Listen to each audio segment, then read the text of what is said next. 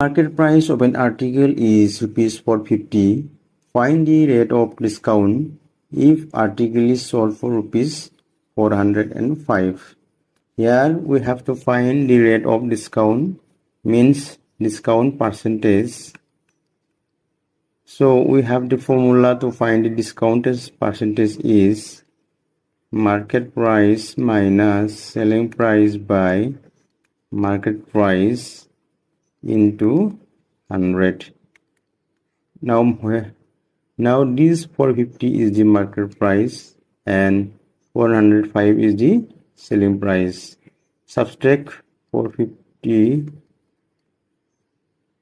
minus 405 by 450 into 100.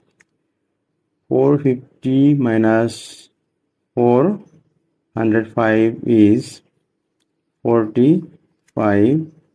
450 into 100, 10, 0, 0 cancel, 10%.